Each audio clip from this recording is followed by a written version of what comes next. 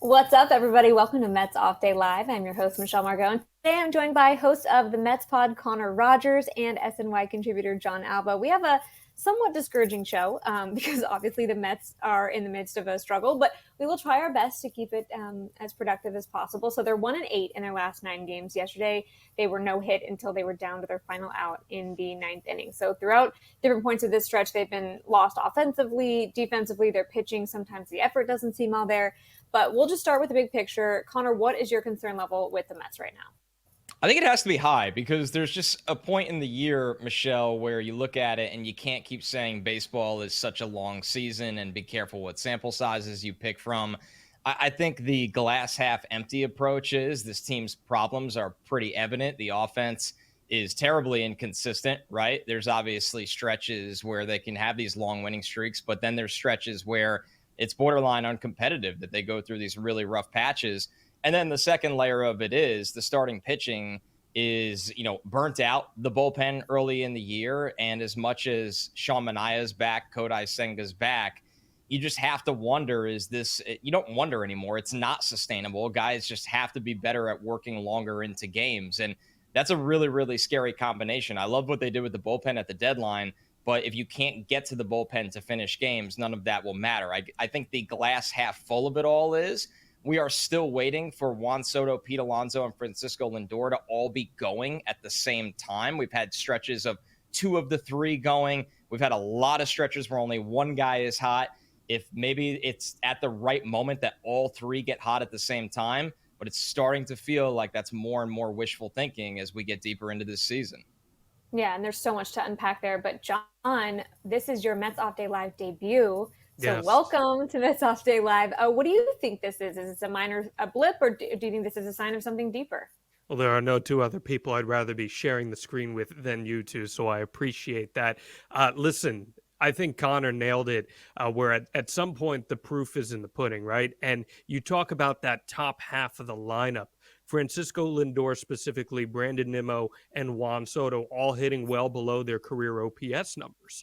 That's not a small sample size. That's something that we've seen all season long. Juan Soto has been hitting sub 160 with runners in scoring position since the middle of July when he's supposed to be your superstar. He's supposed to be the guy that is supposed to anchor this lineup and put everything beyond him, right? We saw how Aaron Judge benefited from hitting around him last year and vice versa. So far, we're not seeing so much of that wealth distributed across the top half of that Mets lineup, where I mentioned this the other night on Sports Night, but I do believe that a lot of this starts with him, even if Francisco Lindor is your table setter at the top of the lineup. So I do think there is enough of a sample size to be able to say this is much more than a blip altogether. And as Connor alluded to as well, it goes beyond the offense, where the pitching now you have to wonder, do they even have enough gas to get into October? And then once you get to October, how do you go about navigating those waters? Those are real questions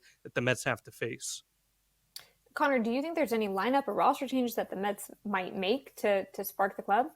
We had an interesting question this week on the Mets pod, and we threw it to Gary Cohen because we thought it seemed crazy. And we want Gary is very rational and he's seen it all with the history of this team. And the question from one of our listeners was, do you consider batting Juan Soto leadoff? And why it seems crazy is, well, Juan Soto traditionally, since he's been a star, hits anywhere from 2 to 4.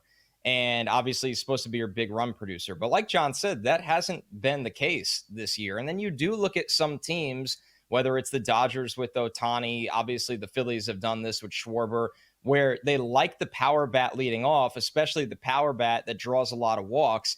So I wonder if Mendoza, it feels like that would be too much of raising a red flag of desperation to just completely put this thing in a blender. But listen, I'm not going to say time's running out because it is the beginning of August, but the Mets can't keep playing like this where maybe you try something and maybe it gets not only Soto going, but maybe it also helps a guy like Lindor hitting behind him, where Lindor this year has not been, it's been his worst year as a Met since his first year here as it stands right now, although he's turned it around in August. So I do wonder if they try something in that light. And then the second thing is very obvious, and I can't believe it's taken this long. You got to get Brandon Sproat or Nolan McClain up here and hope one of those guys can just, the bar is so low. The bar is being upgraded over Frankie Montas right now, where I'm sitting there going, give one of the two a look. If the first one fails, give the second one a chance. And with the way things are going for Clay Holmes right now, who finally had a good start recently, but they pull him after 5 innings and 75 pitches, maybe it's time to give both of them a look. And maybe that gives this team the jolt they need, because Sproat and McLean have been lights out in Syracuse for the last 6 weeks. And maybe they give you a fresh arm with some length.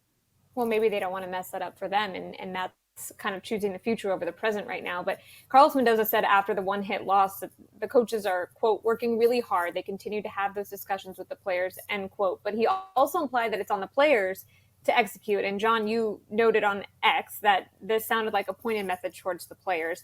From the outside looking in, are you sensing any tension between the coaches and the players? So it's really interesting because when the Mets brought Carlos Mendoza in, his reputation in baseball was that he's a player-friendly coach, but he's also not afraid to hold people accountable. So in an era of baseball where so many times the manager doesn't publicly hold the players accountable, if you look through the words here, I felt like there was some thinly veiled messaging where he mentioned the coaches are doing their jobs, but the players just aren't making the adjustments. So is there brewing tension? We're not in the clubhouse, so we're not entirely sure of that. But Carlos Mendoza carries himself in a very measured way. I always feel like he's a pretty straight shooter when you listen to what he has to say in his post-game availabilities. But I sensed some degree of frustration with him in hearing those comments. And you obviously hope that the manager doesn't lose the clubhouse, that the coaches don't lose the clubhouse, because when that happens, you have a really hard time getting back on track without major changes. And I don't think the Mets need to resort to that yet. But you have to hope that Mendoza is able to wear that hat of balancing his personal relationships with the roster while also ensuring that the messages that the coaching staff is trying to impart resonate in some tangible way. Yeah, Connor, when teams do underperform after hot starts, how common is it for them to lose the clubhouse as a manager? I think Mendoza has shown he can handle this. I'm willing to give him the benefit of the doubt in this spot, considering what he went through year one. And it's not like he was coming from a small market. He was with the Yankees for a long time. And, I think that he has the respect of the clubhouse from the younger players to the veterans. So I'm not ready to go there. Obviously, you do have to walk this fine line, right? And you do. And Mendoza's been good about this, trusting his players. But if Clay Holmes feels good after 5 innings and 75 pitches, you got to lean on the guy a little more. If Ronnie Mauricio is a bigger threat at the plate right now than Brett Baty, I'm sorry, this isn't about development right now. This is about winning ball games. And Ronnie Mauricio is a better third baseman defensively as well. There's no need to just throw Brett Baty in the lineup over and over again in big spots. So I know that sounds harsh, but I don't think this is at risk of losing the clubhouse. I think this is, ironically enough, kind of at risk of losing the fan base. That can be a little overreactionary at times. Listen, I understand it as well. But I think that this rest of this year is not about development. It's about winning games. And at times they need to push guys a little bit more and be willing to hurt some feelings along the way. I think they could even be more stern. Fans seem to be directing some of that anger at the hitting coaches. And from my standpoint, in my experience, it seems that they're doing everything that they can. But John, do you think that there's more that they could be doing, or is there anything the Mets front office might do if things don't change soon? Well, a lot of hitting coaches' approaches now are very analytic based, and you're watching the iPad and you're breaking down things meticulously for just the smallest of adjustments that you can make. And that's why I really took a lot of what Carlos Mendoza said to heart, because he made sure to mention that the coaching staff is making adjustments and the players aren't necessarily following those adjustments without saying as much as clearly. And I believe that as you see a lot of this heat start to trickle down from the fan base, people, whether it's right or wrong, are going to point a lot of their ire when the offense struggles on the coaching rather than just the performance. These are major league players who reach the highest level for a reason. They're not there by a fluke. They have their own respective approaches regardless of what player development imparts on them. So I do believe it's a storyline that is worth watching over the next few weeks. I think making a dramatic change late in the season is a risky move. on both sides of the fence from a franchise standpoint and from a player development standpoint within the season. But it is something that is going to dominate the conversation. And I know we're going to further spin this off into some comments from one of our own John Harper here. But I look at what the Yankees did a couple seasons ago when they brought Sean Casey in late in the season, and it didn't really do anything. So I'm not sure just how tangible of an impact a hitting coach is going to have in the last month and a half of the season if you make a change.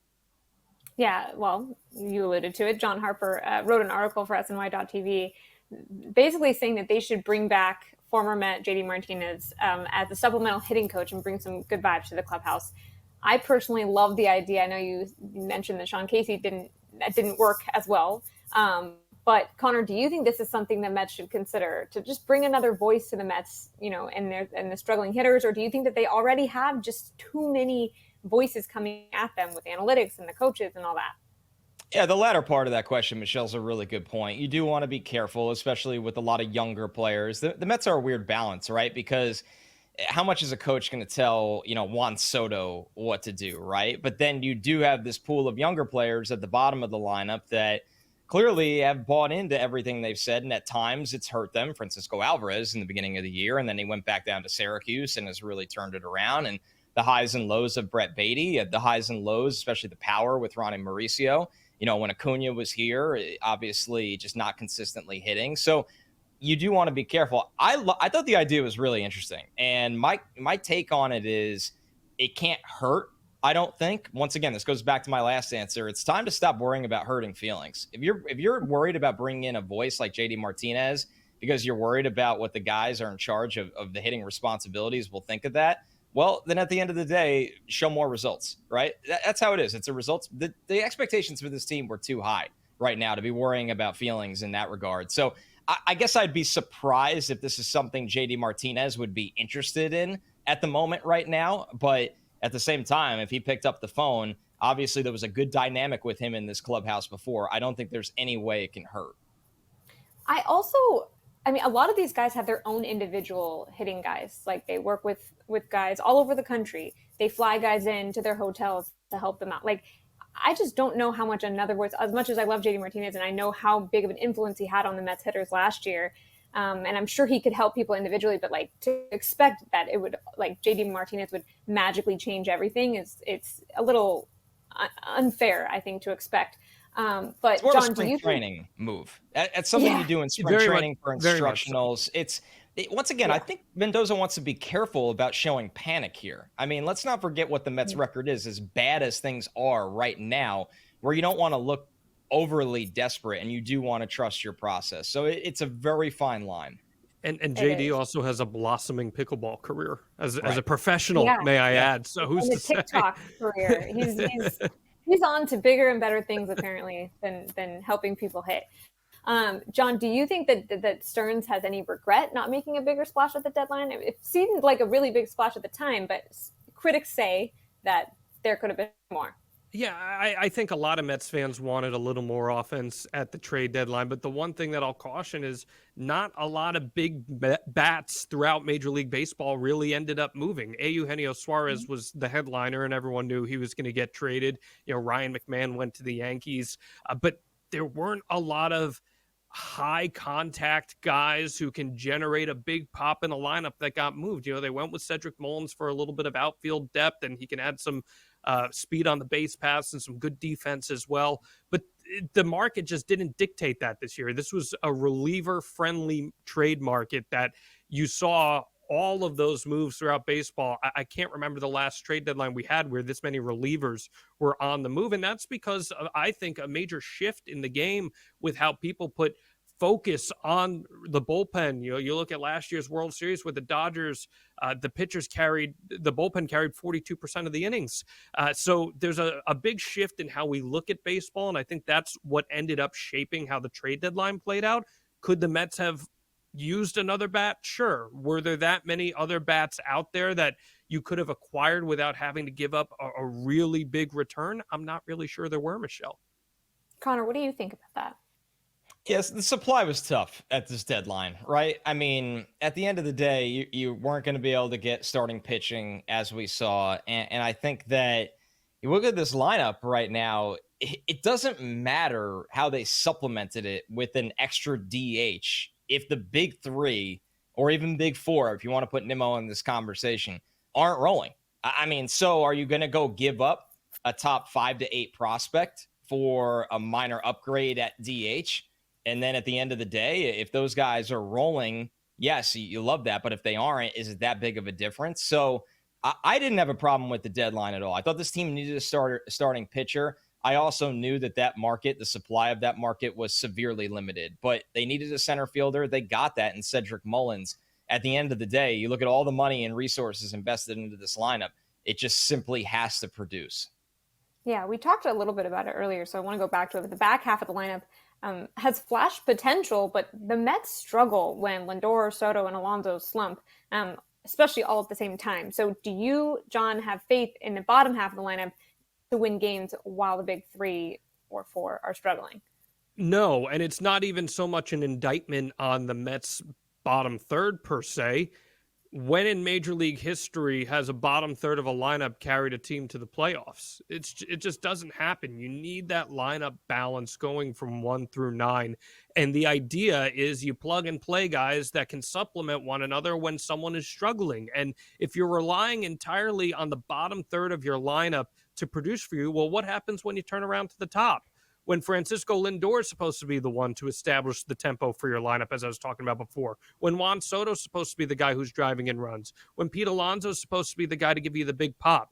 If that's not happening, the Mets aren't going to win a lot of games as we're seeing. And not only are you not going to win a lot of games, but you're going to have streaks that completely deflate any progress that you make. And that's why I think the fan base has been hit so hard from it, because there's this Jekyll and Hyde idea where you see the potential. The Mets are way too talented to be struggling in the way in which they have over the last couple of months. And that's where that frustration brews from. So if you're relying on the bottom third of the lineup where you've had to plug and play guys throughout the course of the entire season, as most teams do with their bottom third, you're just not going to win a lot of games.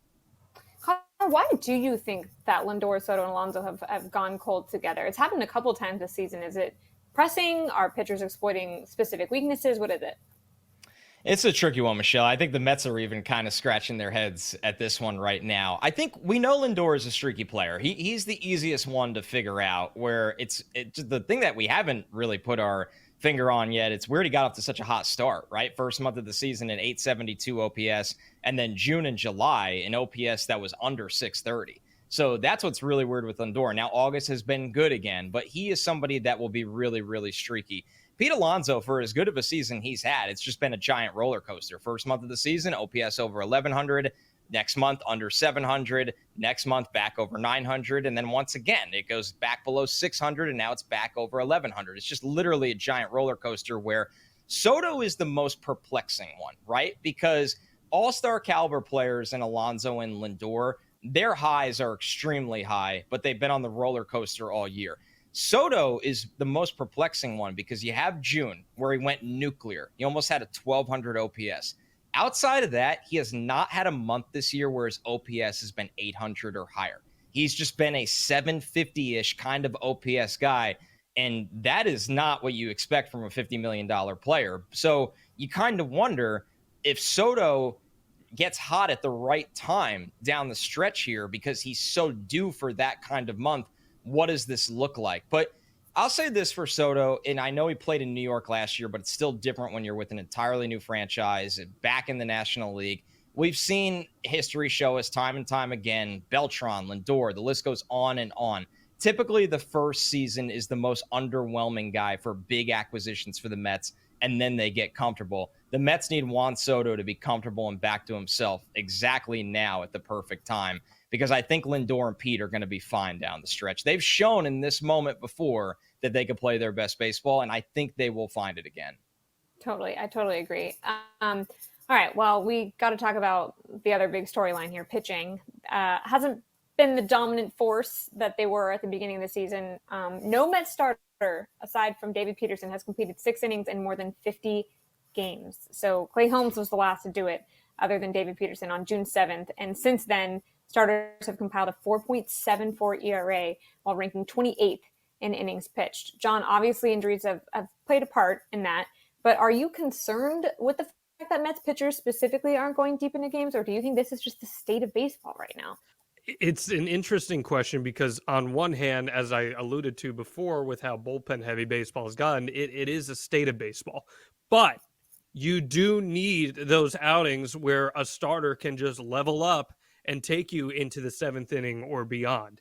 Like, is it a lost art? Yeah, it is. And things have totally changed in how we approach our handling of starters handing the balls off to the bullpen. However, when your bullpen is bled dry night in and night out because they're coming in the fifth inning, the sixth inning, you need to find some guys who can give you some length as long as it's somewhat quality length as well, where you're not giving up 5-6 earned runs over the course of those 6 innings. It's something that has to change down the stretch here. And once you get to the playoffs, where the type of baseball you play is just totally different and the bullpen becomes even more emphasized in your game plan, we're having a little bit of a different conversation. But right now, in these dog days of summer, as the weather starts to get even hotter and more humid and guys are out there and they're exhausting themselves, you need to find someone who's just going to dig down and give you some length. And hopefully the Mets starters who came back from the injured list can begin to provide some of that levity for them. Connor, with starters not providing length, is there a creative way to reduce the strain on the bullpen? Because the Mets experience with tandem starters, is it just something that Stearns and the revolving bullpen needs to deal with? What do you think? I mean, you can have a piggyback plan, right? You could listen. If you know you're going to take Clay Holmes out at under 80 pitches, you would prefer typically to have some kind of piggyback plan. And this is where it can kind of transition into, well, say you call up Sproat or Nolan McLean. What do you do with Frankie Montas? Well, that's kind of the role he jumps into, where a starter gets knocked out in the fourth inning and you need some length. Well, that's where Frankie Montas would slot into, because we've seen the Mets do this 100 times this year, whether it's Brandon Waddell, Rico Garcia, Justin Hangeman. Like they've had a carousel of relievers, Chris Davinsky, that have had that kind of role. So if you go into a start or a stretch where, hey, this could be a short day for a guy, we need somebody that can give us innings. And that was something they used to have with Jose Butto, who did not have his best year with the Mets before he was traded at the deadline this year. But I think they need to kind of find that guy again, where it's, hey, we only got 4 innings today. Do we have somebody that can give us the 5th, 6th plus, where we then hand it off to our bullpen? And you just got to be more prepared for those scenarios, especially if you do call up one of the young guys as well. Yeah, so we heard how Connor feels about it. John, do you think that it's time to move on from Frankie Montas? I know that you watched him a little bit as a Yankee as a starter, moving on from him as a starter and bring up Brandon Sproat or Nolan McLean. Well, I was pretty harsh and clear on this, honestly, when the Mets brought in Montas, and I understood the idea of bringing him in and giving him a shot, trying to unlock something. David Stearns is so good at that. But I felt that he had reached his peak as a major league starter, and I didn't really think he was a major league caliber starter at all. And we're truly starting to see that, where, other than a nice fastball, he really hasn't brought much to the table. He's one of the worst in Major League Baseball in terms of barrel percentage and giving up that quality contact. So he's someone who's going to cost you games as the season goes on, just by virtue of that. And bringing in the young guys to fill in his spot in the rotation is definitely an option. And you like the juice that they could add just from the excitement alone. The one thing I caution with it is, you look at their pitch counts in the minors, these are not guys who are taking on 80, 90 pitches all that often. Sometimes they're being pulled at 75 pitches. Sometimes they're being pulled at a hard 80. And how much length are you going to get from that when all is said and done? And I want to piggyback off of what Connor was saying. Maybe the lost art here and the approach for the Mets is resurrecting the long reliever.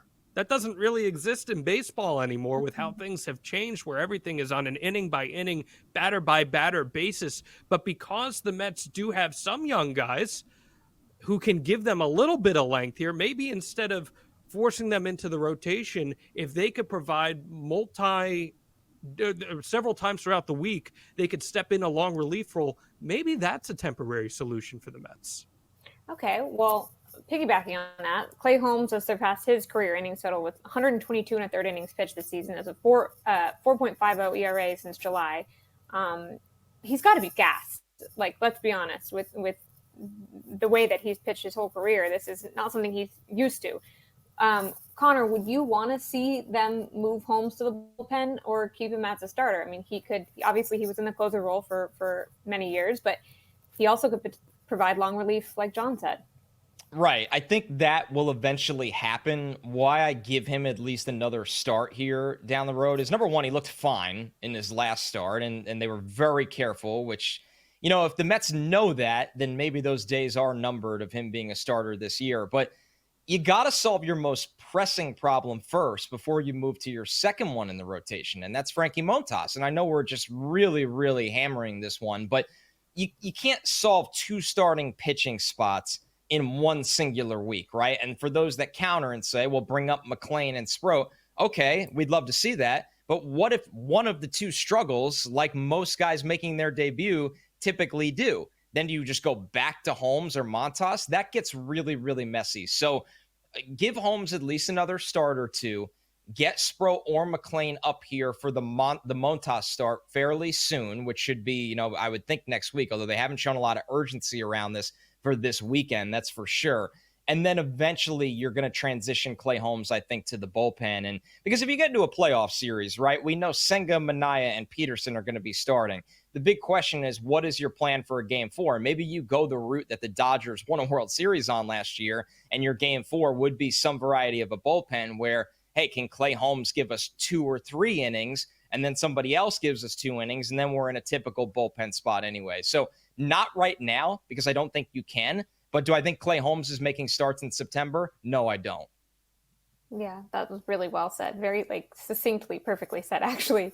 Let's look ahead. So the NL East race still tight, despite their struggles. Mets are still just 2.5 games behind the Phillies. They open a series with the Brewers on Friday before another off day on Monday. Of course, the Brewers are red hot, winning 9 of their last 10. So, Jon, what do you need to see from the Mets in their series against the Brewers? Everything we've been talking about this entire episode, right? Like, you need the top half of the lineup to get going. You need to get a little length from your starting rotation. That is the game plan to win games throughout the rest of the year. And you're going against arguably the best team in Major League Baseball, who, yeah, maybe you were their kryptonite last year in the playoffs, but you are in a situation where every game is going to start to count, especially as that wild card race tightens a little bit. The NL is so deep, and it puts the Mets in a position where, yeah, you're trailing the Phillies by 2.5 games, but every game is going to count towards the wild card in case one of those 2 or 3 teams behind you in that race start to creep up. So there's never been more pressure on the top half of this Mets lineup to produce now more than it has all season long. And if you can get just enough length out of your rotation to give your bullpen some relief, that's the only way you can try to take it to the Brewers. Okay, so Connor, this might be it seems like an obvious question, but do you think it's more important for the Mets to win this series in whatever way they can, or is it more important just to see some of their struggling players start to get right, even if that comes at, a cost of still losing? No, I think it's a really fair question. I think right now it's win any way possible because of how tight things are, not just in the division race where, if the Mets could have tried to salvage the end of the Guardians series, they'd be a game and a half out, which the Mets and Phillies have traded that slot back and forth almost the entire season. So you just got to find ways to win while you're trying to figure it out. And when you win, while some things are really, some aspects of your team are underperforming, it buys you time to figure that out. But I think at the end of the day, it's just, you look at the Reds are now competitive in this National League wild card. You don't want it to get too tight. So just find a way to take 2 of 3. And then I think the pressure kind of alleviates off of everybody if that happens. And then you start to see everybody perform to their standards. So wins typically lead to lack of pressure and everybody getting back to what they are. That's fair. Okay, well, this has been a very negative episode of Mets Off Day Live. So before we close the show, let's end on a positive note. What is one positive sign of hope, Jon, that Mets fans can hang on to during these scary times of the season? Look at how roller coaster last season was, and where they really started to pull things together towards the late part of the summer, and they rode that momentum into what is one of the more memorable playoff runs of, I think, a lot of Mets fans' lives. So we know they're capable of doing it. There's a lot of talent from that team that's on this team. They added a superstar in Juan Soto. They have a manager who's been there before. This ship can turn around, but it needs to happen in the next week or so in order for them to sustainably make some sort of move towards October.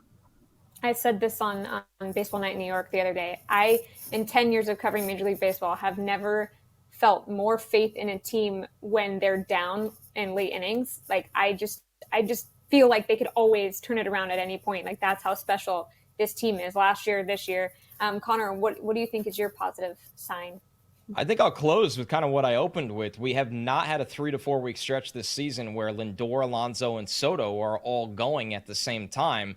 And you would just think eventually at some point this season, even if it's for 14 to 20 days, it just happens where they're all performing at an 800 OPS or higher. And if they do, those are three guys that can carry an entire lineup together. So I think that the fact that that hasn't happened yet, you could sit there and go, well, then it might not because it's been so long. They're just too high caliber of players for it to not happen. Where can they pick up the starting pitching or can they pick up the bottom of the lineup? I think we're going to get that before the season ends between the three. See, I'm really proud of you guys. Those were two really good positives, and I feel much better after talking about that. Guys, thank you so much. That's going to do it for us here on Mets Off Day Live. Appreciate you guys joining us. Connor Rogers, Jon Alba, always a pleasure. Thanks for having me. Thanks so much.